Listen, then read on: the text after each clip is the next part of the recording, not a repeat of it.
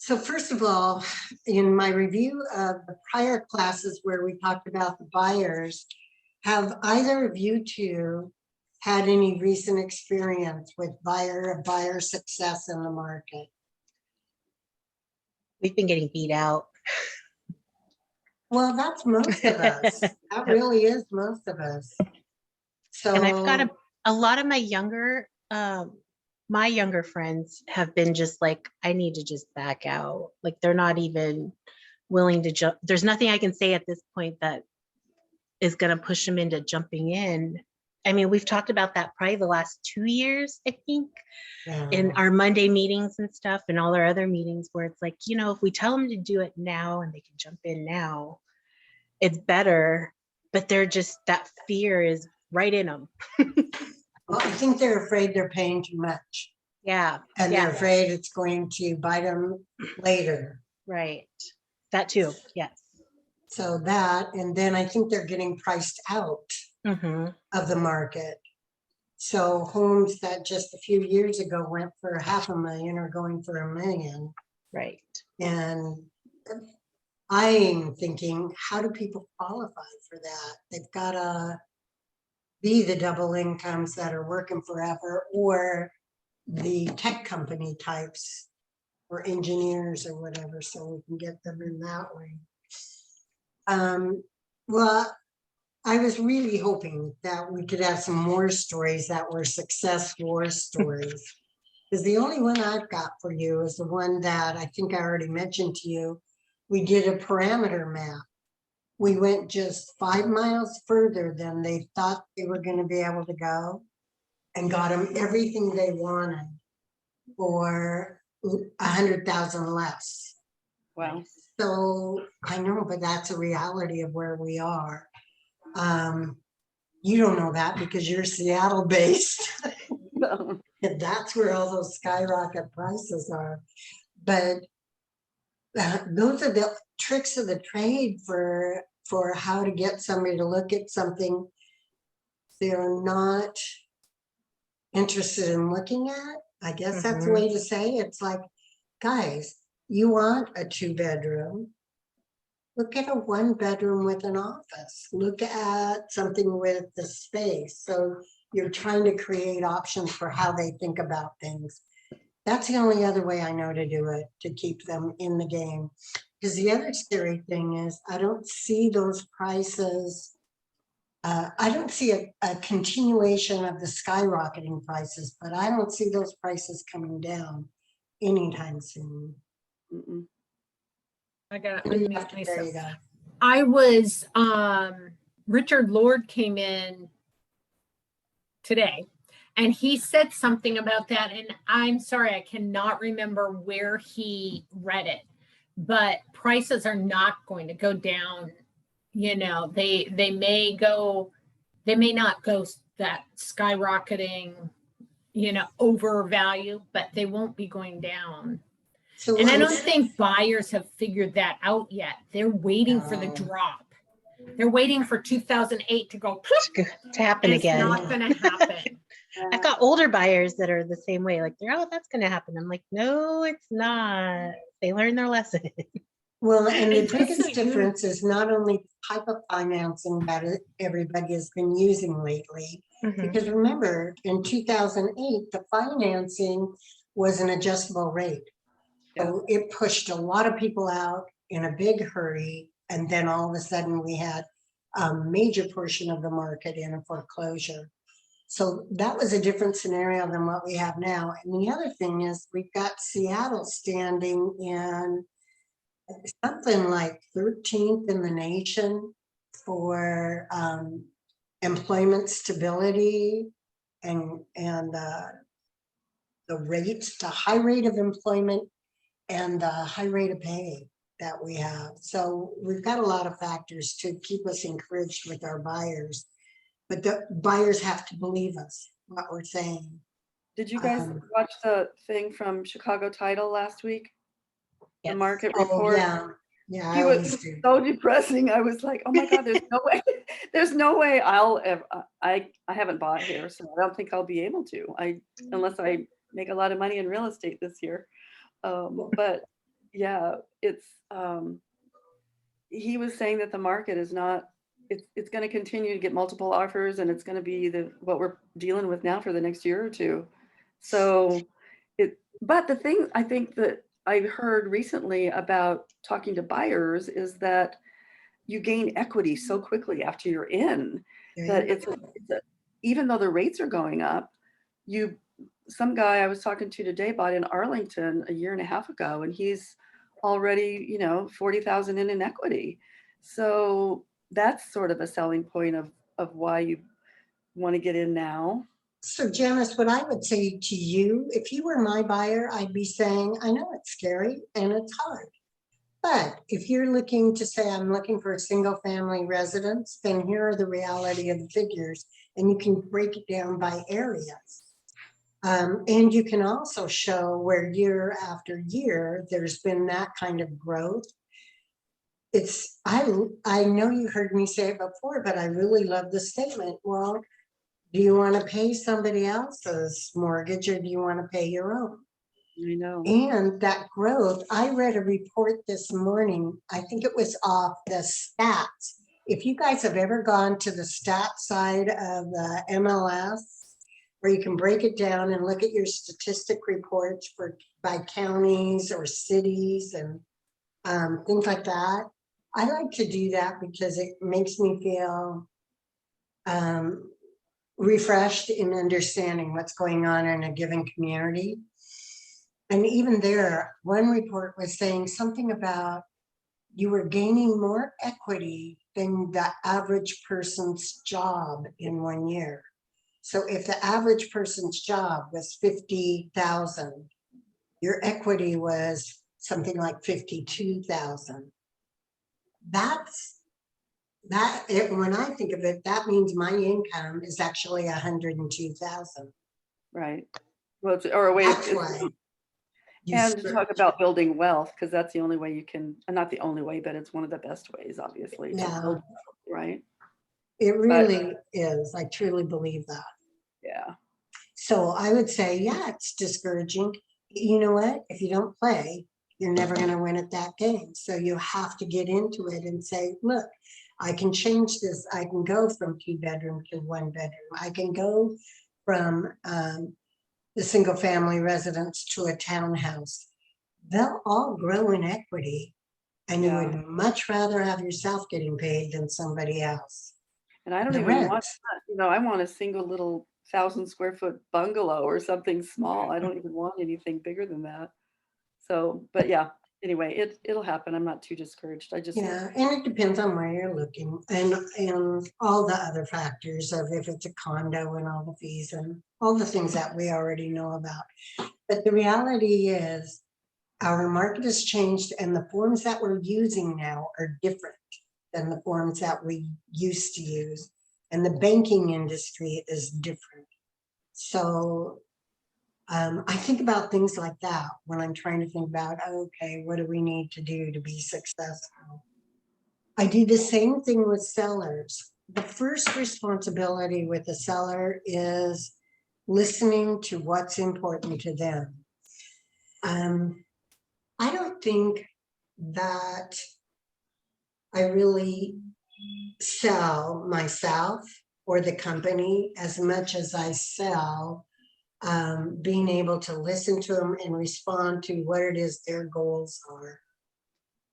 So to me, that's number one in the seller's market. Because in the seller's market now, we're dealing with an action rate that's usually less than 2 weeks. Right. So, so some of the things in huge equity positions and huge growth in what those homes are costing now. But now this is where I'm not popular in my thinking. I don't need 3% on a 2-week transaction for $1 million home. I mean, my mind doesn't work that way. It says, okay, I can get my photographer in there, get this thing pulled together, deal with the people that we need to deal with. And I can negotiate a price. So if I need to compete, I don't mind doing that. I would rather have the listing because I know it's going to be successful. Mhm. So some of the things that all along in real estate, like I remember being taught, no, you're worth it. You're 3% and you only do 3% kind of thing. I think I'm good. I think I'm worth it. I think I'm hardworking and I think I can negotiate this. Because I think it's a lot of money. We used to have those homes on the market for a lot longer, and there was I think that time frame also with expectations meant something different. But the way I organized looking at the sellers in today's market, I'm moving on to that, is the importance of what we're doing with managing hundreds of thousands of dollars. I think you have to come at it that seriously. Is you're dealing with a huge asset worth huge money, and the responsibility that you have for that is to be knowledgeable, to be correct, to be respectful, the integrity piece, to our hours are killer hours when we do have those listings, because you have to be able to respond to people. I went just to look at some different forums and get some information. Do you both know, I know Brenda, you know, but Michelle, Janice, do you know who Annie Fitzsimmons is? No. Okay, so she's the real estate attorney that works with the NWMLS. She actually does a legal hotline that talks about forms and talks about certain aspects of real estate law. It's something, you know, people talk about habits of success. The habit of success is to keep yourself educated, to keep looking, even when you think you already know something. I can't tell you how many times, like today, several times, I learned something new. So I'm going to encourage you guys. Annie Fitzsimmons is a really good resource. And that is, you know, it's those little snippets, the couple of minutes on YouTube. So that's one. The classes on the, oh, Brenda, I'm sorry. Did you have something you wanted to say? What? So Annie Fitzsimmons, she has a Fitzsimmons. resource. It's called Welcome to the Legal Hotline. And you get it through MLS or you get it through YouTube? I went through YouTube. I just looked her up because I Okay. knew her name and I wanted to find some additional information. Okay. But I'm sure it's in the MLS as well. But it's legal hotline at WAREALTOR.org. And I'll put this all in the outline for you. You know, I usually do a summary for you. I'll have all that information. I Okay. also, you know what else she does? She leaves a 800 number and you can call it for if you need clarity of information. So if there's a form that she's talked about or some information and you're still going, what does that mean? She's got a follow-up for you, whether it's a phone number or the email type address. Well, So- Eileen, you know, I taught you something today. You taught me. This is great information. I had no idea. Oh, really? Yeah. Okay, so for my habits for success, one of the things that I do is in the morning, it's always in your schedule to check your email, but it's always also in my schedule to at least do one little class. It doesn't have to be the 3-hour classes or even, I don't know, I love going in the MLS and just go on those little magic classes that you walk away with a little more information. We always think we know those forms because it's so automatic to fill in the blanks. And sometimes we really don't. Sometimes it's like, oh, I didn't realize that. My favorite was the one where I told you guys about paragraph W. Remember that on the Form 21? I don't know if anybody else paid attention to it, but I never have until this kind of buying season. I have a question about this. You were talking about how short your time is now with the seller. Has that changed the marketing then, the tactic, how we market, or no? It does, because I don't even have time. So I bring in, I'm going to back up a second and say, always been my habit. I hire a professional photographer who comes in, does the pictures. She gets back to me within a day, so I know I'm going to have the photography ready. That day, I go in and I like to use Bear Printing down in Oregon. That day, I go in and I do the flyers. I do, if I'm going to do postcards, whatever other marketing things, but I always do what they call a perma flyer. The perma flyer, you probably have seen their posters, post material that it doesn't get the water, it can rain and you're okay. It's not like our flyers.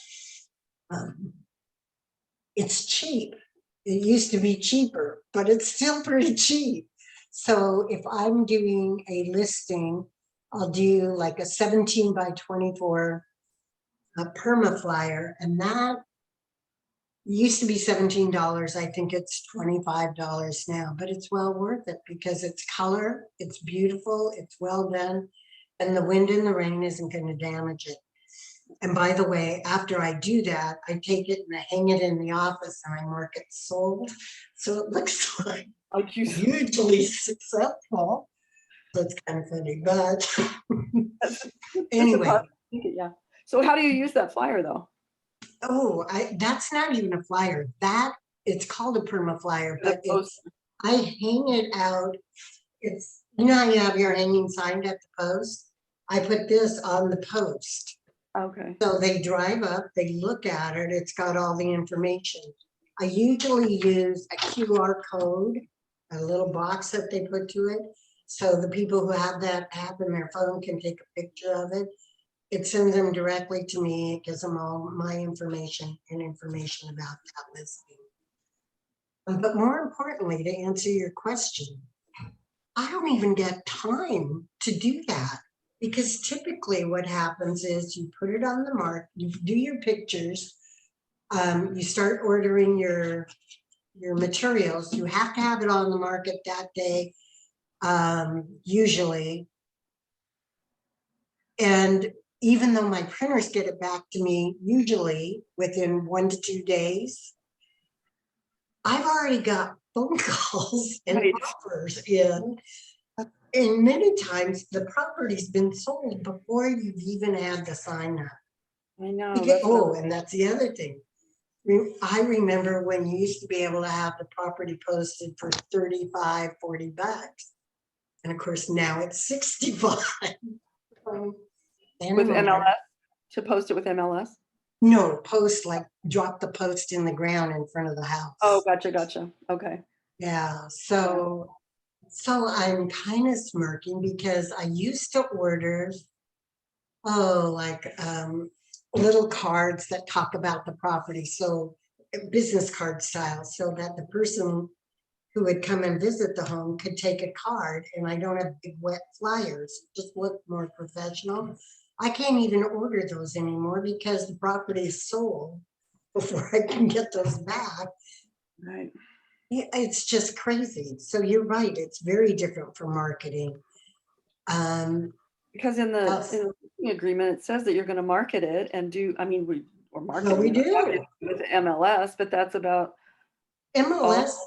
No, but think about that. MLS means that it's gone out to literally thousands of market sites.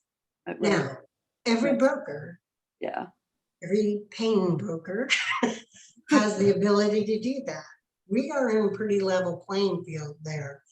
The difference and these days what's happening is the day it comes on, people are looking at it and understand the market, so they're dealing with it same day. They used to schedule out.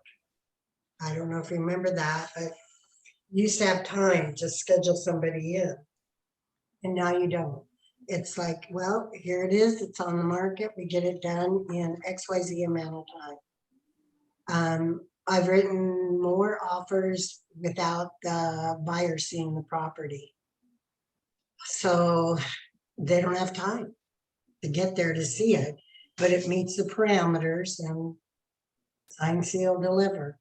And then, like the rest of us, now we're competing with how many other offers. Right. So yeah, the marketing on it, I would say, is very different. But I also think that here was the other thing I thought was interesting, and I think I was reading this in the MLS on some, one of my things where I try to do some extra reading on. They were talking about response time. You really have a 24-hour, they said, I think 48-hour, but in this market, I think it's more like a 24-hour response time on things. If I am a listing broker and somebody has called about my listing and I don't get back to them, to me, that's unprofessional behavior. I feel like if I'm listing that property as a professional real estate broker, I need to be able to respond as quickly as possible to whichever inquiries I have on those properties. So our evenings are a lot later because you're trying to make sure you get back to anybody who's asked a question, whether by email or by phone or text. Yeah, it's so different. It's very intense for a very short period of time. Right. So I'm going to say, before you list, let's talk about that. If you go into our website, we actually have a lot of tools right there that you can either print or access. And Brenda, you may tell us that maybe some of these things are available in the office. The Law of Real Estate Agency, the lead-based paint pamphlet, mold and moisture, and wire fraud, information about wire fraud. I was going to say It's that online. I don't have it in print form in the office. but those The wire are fraud. on wire fraud. But we Yeah, I do don't have that in print form. Oh, okay. But the others you do? Yes. Okay. And it So depends on which office, because I'll check tomorrow in the Edmonds office when I go and see if we still have copies. But we usually get them we buy them from the MLS. So just to tell you what I usually do, I put together a file of all the different forms that I'm going to need or anticipate needing on a listing. Most of the time, somebody's listing with me because they know me. So I haven't done, Janice, what you're trying to accomplish. When you go knocking on the door, you may have somebody who says, oh my gosh, I need you. And the thing that I say is, I want to have all my materials ready in one file. I want to leave the seller with a packet of information. I want to tell them where there's one place for them to go. I give them a file. I also order from, when I get the listing, I order from title company, the property books. I order that property book if I'm going to try and compete for a listing, because the property books are like $10 or $15. I can get a land title property book that's leather bound. It's beautiful. It has all their property information in it. If I go to their home with that property book and the rest of the materials that they need for their home, I am by far and away looking better than another broker who may be the you're considered a local broker if you're Windermere on Camino or Remax on Camino. Well, I'm to be Champions on Camino. And you know what I tell them? Champions is different because we also have our offices in different locations. So I'm not just putting your information out there out of one location. It's actually out in several different highly targeted communities. That's a huge asset for them. Now, granted, I don't see us, we don't have the traffic to warrant putting the pictures up in the Everett office, but you do have a nice display going down in the Edmonds office. Those are all assets of this company that you can promote about yourself as a professional with this company. Get them to understand that, hey, it's not just in one area. I feel like I'm Can sorry. I say something really quick? I know not everybody can get that book, you know, from Land and Title or whatever. Can they anywhere in? Oh, okay. Okay. I know that the other companies have them, but not as nice as Land and the one that Oh, you land did. titles. Yeah. Other companies, there is a range. So to be honest, there was one company that I'm not going to say the names if I don't like saying something negative. There was one company that I saw the tool of the I call them property booklets. And it wasn't nearly as nice as like First Americans. First Americans got a nice presentation too. The best I've seen was Land Titles, just blew me away. How long did it But take to get the book though? Like, same day, okay. same day. So it's either same day or next day. They understand this market too. Other So thing I want to say, and I don't have it in my office, but we have these blue hardbound books that and then we have a template online that you can change out your information for what it was, and brokers take that to a listing appointment and you leave it with them and it looks really nice. Zaheen, one of our brokers before, Zaheen used to do it, and then Portia started doing them. And so it's just a really nice presentation. That's what you want, is something to give them so they remember you. and it's a higher quality of paper that you want it on. But Brenda, we're talking about two different things. Property book to me has got the information about the property, it's got the preliminary title report, it's got the community information, the school district information. So when I talk about a property book, that's what I'm talking about, and it's particular to a resident. Right, and I understand that, but you're saying you take that to A listing appointment. listing Yes. appointment.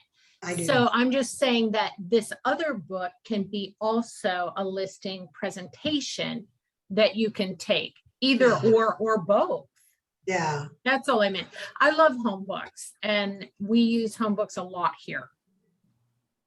And then I went through our website again, and just what Brenda was saying, I want to talk a little bit more about that.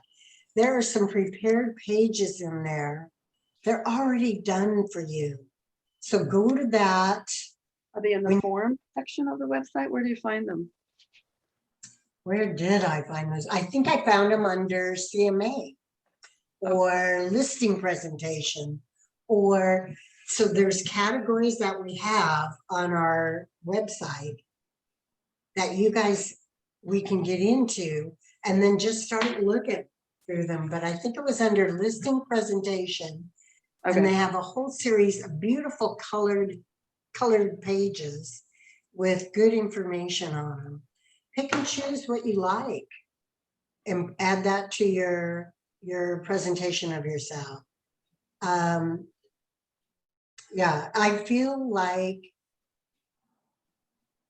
I don't go in saying how wonderful I am.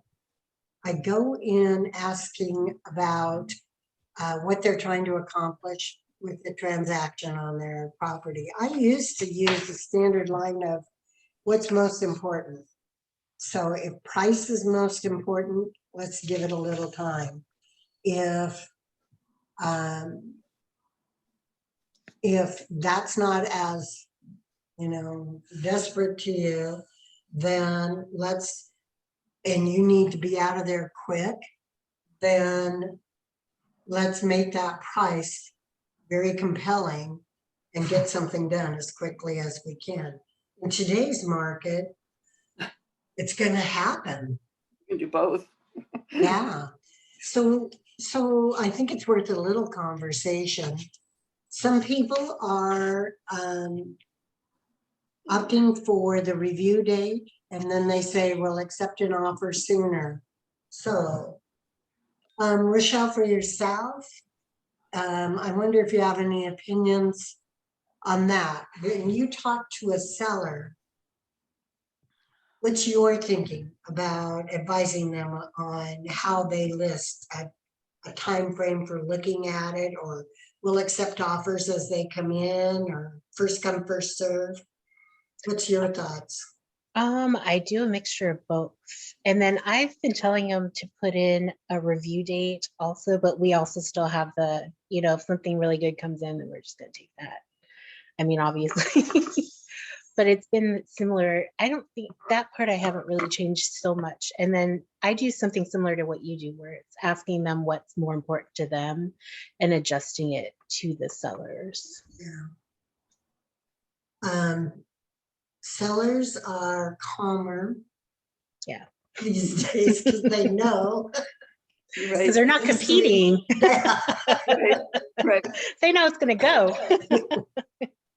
I guess that the rest of it with process. So the first thing is having yourself familiar with all the tools that you have. I like being prepared ahead of time. So that's why putting together a handbook, I do have a presentation handbook, and it is the blue cover. I don't leave it with them, but I have all that information there, and I do the sit with them and let them look at it thing. But I take it. I don't want somebody else, a different agent from a different agency picking it up just in case. Anyway, so ahead of time, have your file set up. I like to have that agency, Law of Real Estate Agency. I also keep just a cover of it. I leave the pamphlet with them, but I have them sign the cover that says I gave them that pamphlet. If it's the older home, I leave the pamphlet with them, but I take a copy of the cover so I get their initials and date on that. It's just a way of communicating back to the office that I've done those things.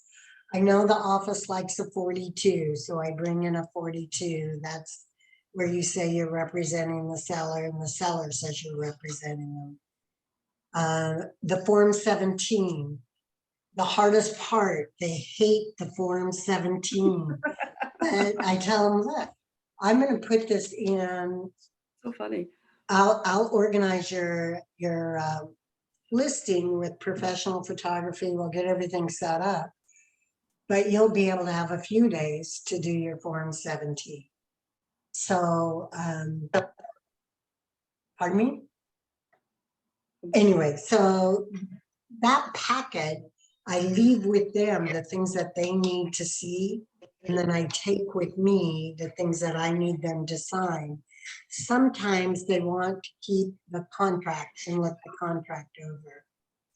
My language on the contract is this. This is a lot of legal language in this contract. Where we have the blanks is where we make our negotiations and changes. But do not cross out all this stuff and write in your own words. I've several times had people gonna be creative about how they think this contract should read. Wow. So honestly, I have had to say, oh no, we're not doing that. We really need to stick with, hey, here are the things that you want to see.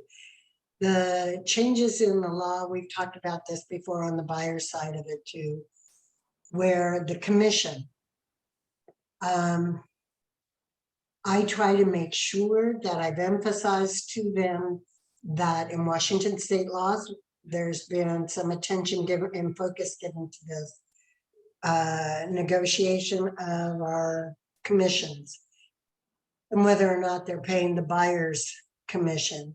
Most of the time, now I guess I can honestly say every single time I've had them say, okay, that makes sense to me. And yeah, they want less than a 3%, but they will pay the other side's commission. So that really hasn't come up as an issue so far, at least not for myself. They have asked about things like, well, I can go to Redfin for 1%. And my response is, I don't think so. I think you go to Redfin and they say it's 1% to input your information. But after that, you're pretty much on your own. And if your buyer's agent comes in, they're going to ask for whatever is that commission rate, which is usually a 3 on that. So if someone's telling you, oh no, they're going to do it for 1%, I don't think so.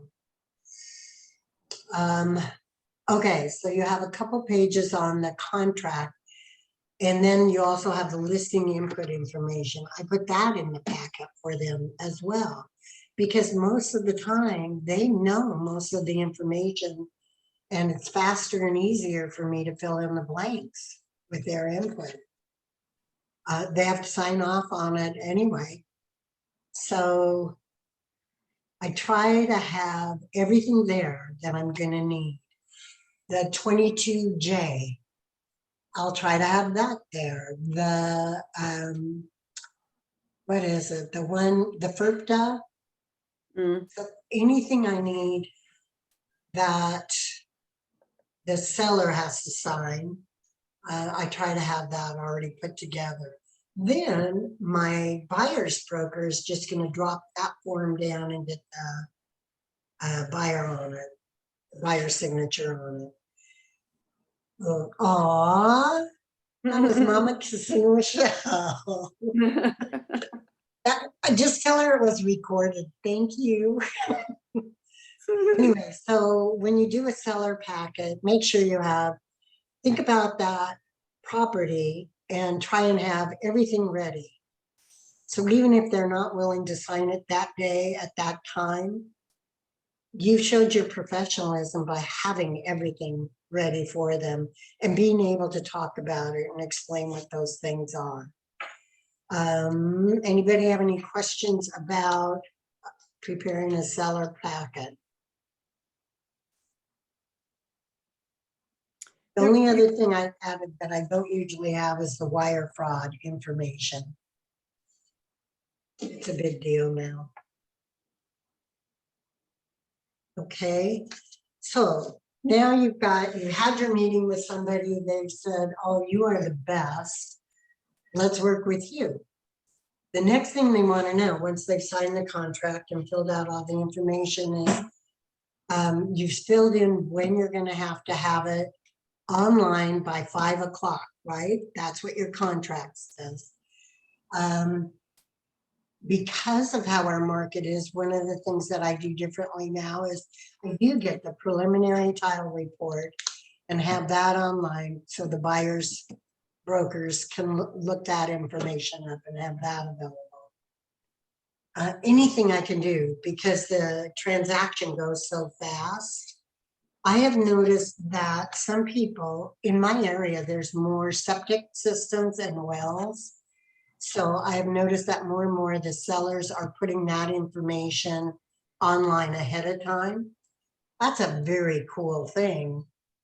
But part of my mind is saying, God, some buyers might be offering, hey, I'll cover that expense too. That's another $500 to $1,000 expense if the tank needs to be done. So I don't know, I haven't made up my mind on that. I just like it when they're done. Because all I have to do is get my buyer to sign off on them. Okay, so all that is in the ready for your listing information. And then when I do the listing, I do a CMA just for that listing. It's mostly, it gives the seller kind of a perspective of what's going on, but it also helps me understand, how do I think, how am I going to suggest we look at pricing on the property? Because if I have no active listings in that area, that makes me feel more aggressive. If I have several active listings and I've had a few pendings and a few sales, then I'm thinking, well, maybe I don't want to be at the million plus. Maybe I want to go for the 999 approach, and encourage him to pull this one.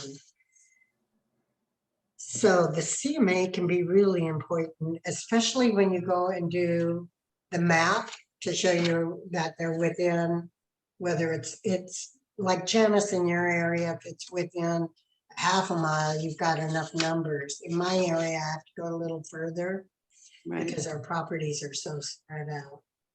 But I think that's a really good tool, not only with your seller, but with yourself for peace of mind about how do we need to set this up. So do you With take the- a CMA with you on the listing appointment then?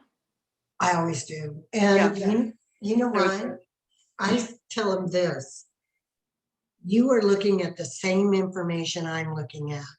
If you have some different feedback for me, something that when I'm looking at it, I haven't considered, that's helpful. Yeah. So it's a team. That's what I'm trying to say. We're in this thing together. I'm telling you why I think what I think from these numbers. But boy, if they've got another perspective, I like to hear it. I like to know. So it works out pretty well because unlike tonight where I feel like I do all the talking, usually there's a lot of give and take talking when I'm working with the seller. So I like those kinds of tools that gives us an opportunity for conversation. I show them the preliminary title report. I want them to look at it. I want to notice ahead of time if there's anything I have to deal with. If I've got one person signing and I see on my title report, I've got 2 names, I'd rather deal with that right now and get it resolved. Especially like estate sales, I want to make sure, how am I supposed to set this up on the estate sale? Is it going to be this one person, or what happened on another listing I had was it was the 2 sons took title. They were working with the attorney already. So that kind of put us a jump ahead. We didn't have to stay with a state of, it was the 2 sons' names. So preliminary title report is important. You can go on your phone and do the request for a trio or listing packet. So that makes it kind of easy to hurry up and get the information so you can get things off the ground. The most of what I need that trio for, at least in my mind, is I want the Exhibit A. The MLS wants us to have that Exhibit A right there when we're putting the listing through. So that to me is really important. And photography, I was hoping that Chuck Burns would join us. Chuck Burns is one of our real estate brokers. He's recently started a photography segment for himself. It's something that he's passionate about, and he's building that business for himself. So we do have a broker.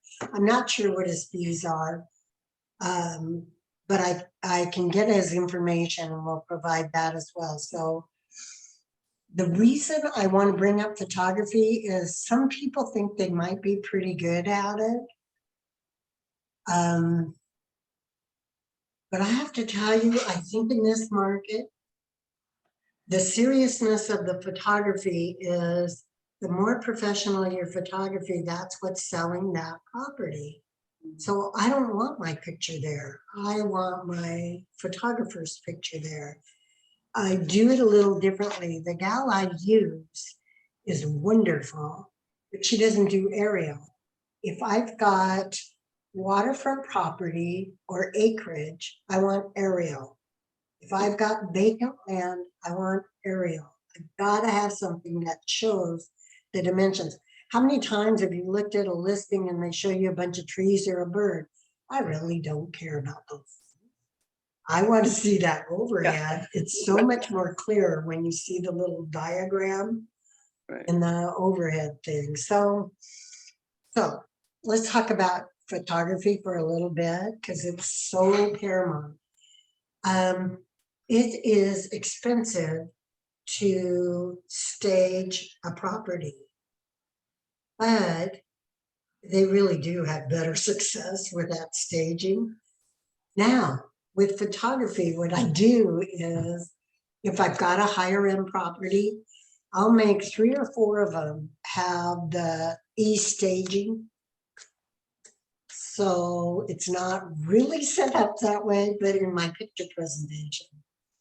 And I think of it this way. If first impressions are that critical, my first impression isn't when they drove. My first impression is right there when they're looking at the listing online. So I'll have, if I've got a empty vacant home, instead of outfitting the whole house, I'll e-stage several of the pictures, the more important rooms. And it does a really good job of projecting a warmth and updated feel to the home. So that's something I want to tell you. And it's not expensive. I don't even remember now. I want to say, you can correct me if you find it differently, but I want to say it was something like $25 for 5 of the e-staging. So besides my standard photography, it was an extra 25 bucks. And then you do the staging yourself on the program? Is that how that works? Oh, no. Oh, no. I don't do any of it. Okay. That's part of hiring that. Okay. So, Real yeah. quick, I don't know if you guys know about Fiverr, but that's where Pat goes to do all of her staging. And Chris can help you with that. He knows Fiverr very well. But there's another resource for a lot of things, not just staging. Yeah. They do lots of graphics. Is it Fiver? Is that Fiverr? How do you spell it? Is that right? I don't think there's an E. I think they do a little funky thing with Oh, yeah, I think okay. it's FIVR maybe. But yeah, if you Google it, it'll pop up. Okay. I talked about postage. Oh, signage. You know, I think another thing that we didn't spend a lot of time on was branding. In my Yeah. signage, I went a little bit differently. I don't do the standard signage. I do a little bit different signage.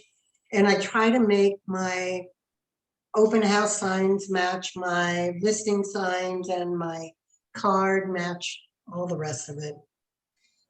I haven't done one more thing that I really want to do. I want to start ordering thank you card and acknowledgement cards and have it all tie in so that they all look the same. But I'll go back again to Brett. Brett actually has that signage company. So if you're thinking of taking a look at your signage and want to do something that you feel comfortable about, something you can take on and maybe talk to Brett about. What do you charge for that? Because you don't have to order new signs, just do the vinyl sheet that goes on. I'm not going to stick it on because I want it done perfect. But I honest to God, I have received compliments on the signage. So it makes me feel like, okay, that's working for me. I'm going to stay with that. Did you have someone design it for you? No, I just saw something I liked and I copied theirs. Okay.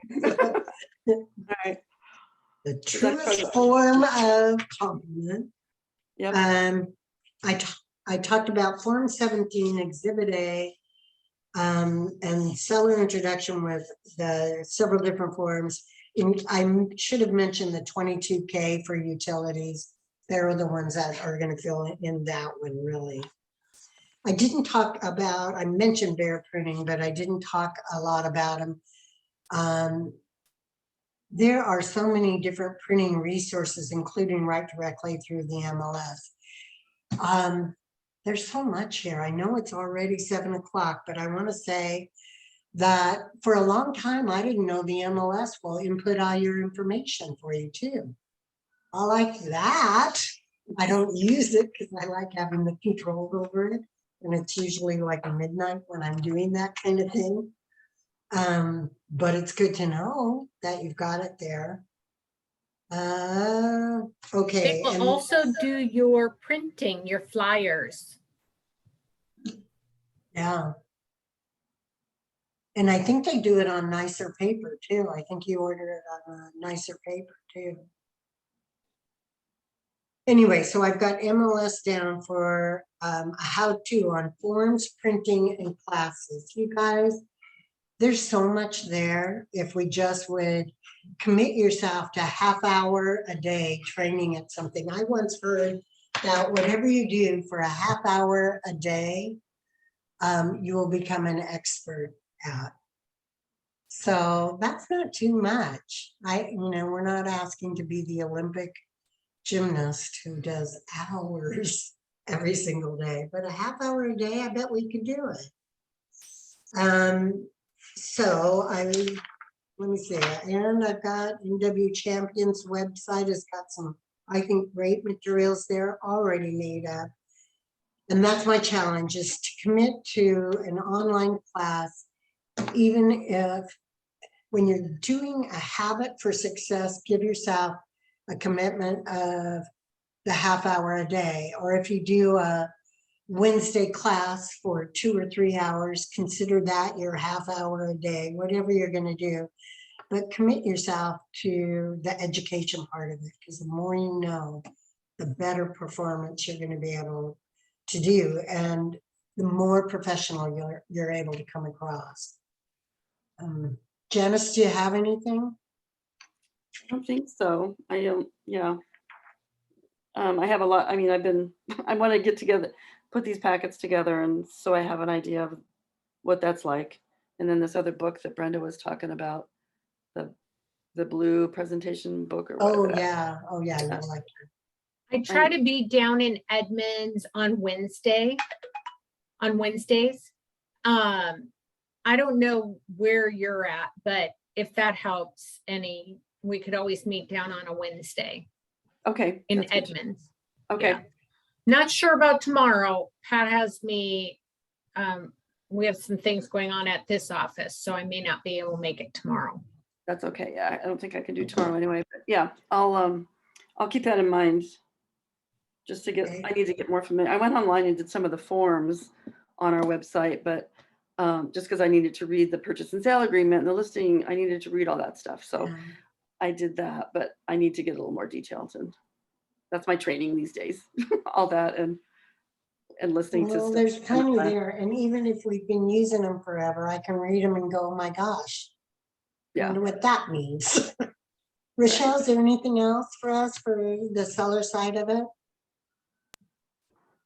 No, I like your, thank you for the Annie Fitzsimmons hint. And I like the hint about just taking the half an hour. I think that'll be helpful to add on to my little routines. For next, let's see, what's the next date? For the next Tuesday day, Be like the it's gonna 6th. be April 12th. I read it better with the glasses. I really want that surgery. It has to be the 6th or the 5th or something, doesn't I it? thought it was the 2nd and the 4th Tuesdays.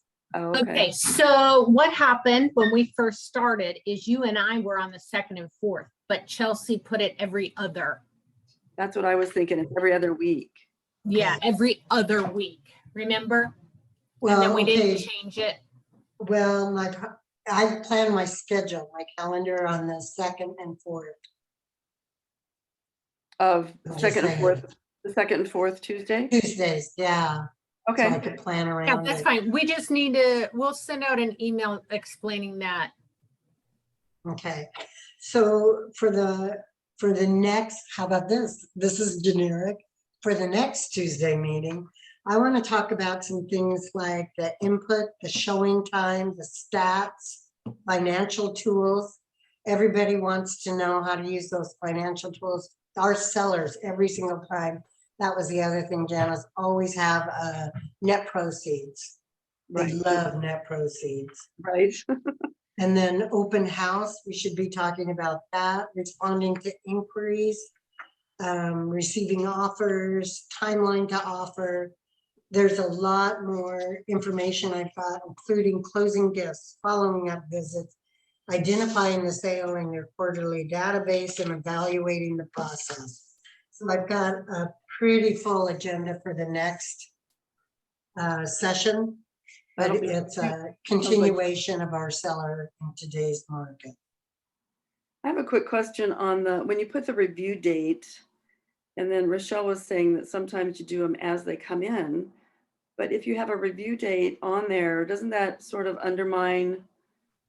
Because people are thinking, well, if you're going to review it, I'm going to wait till the last time to put it in so I can get it in by the review date. But if you're reviewing them as they come in, and then you take one before that review date, it sort of is going to piss somebody off, isn't it? Yeah. I'm going to respond to that. So one position on it is if you don't wait until the review date, then you may be short selling the seller who may get a stronger offer. But here's another part. If the home is vacant, remember I said about listening to what's important to the seller? If the seller has moved and the home is vacant, and you guys, this happened to me, it may be more important to them to take a great offer that's gonna get done in a couple weeks. Then you And wait. they don't have to wait for the review date. It satisfies them. So I got, the So- one transaction was, I didn't have to compete with anybody because I could close in 2 weeks. It still was a conventional financing, but we did all our work ahead of time with that buyer. It was a strong offer. It wasn't a lot. I think it was Roxanne was asking me for different areas and how much over. I think we were only like, I want to say 20 over asking. It was good enough. And so they didn't wait, they took it. So is there anything in the contract then that covers that says, I guess it does, doesn't it? It says if something comes in ahead of time before the review date, that the seller has the right to accept it or something like that, right? Yeah, the language on the listing itself in the MLS, when you post a review date, it will also say seller may accept an offer earlier, something like that. It specifically says that. Okay, So they don't have to. And if they're in the home, they probably don't want to. But if the property is vacant, for Right. lots of good reasons, they may go, this is good enough. right, okay. Okay, Brenda, do you have anything else? Oh, we got lip read on that. Yeah, right. She was muted. I moved my head so you would know. We know what you said. You said, I don't think so. Yeah. You didn't swear at me anyway. All right, I so was being thank too you. lazy to turn the mute back off or back on. Well, thank you for a really nice evening. I hope the information was helpful. And I really look forward to the next session because I think there's a lot in there for you as well. Yeah, Yeah. thanks Eileen for doing Oh, this. yeah. Oh, Thank yeah. you. And Okay. real quick, before the next one, you should reach out to whoever your title people are and see if they have the app. Make sure you have the app on your phone because when you're meeting with sometimes with sellers, they want to know right now. And those apps are great to get a net sheet and you can talk to them right there. Well, if you went this price or that price, you know. Anyway, so make sure you get one. Okay, all right, everybody, have a good night. Thanks. Good night. Thank Thank you. All right, bye-bye.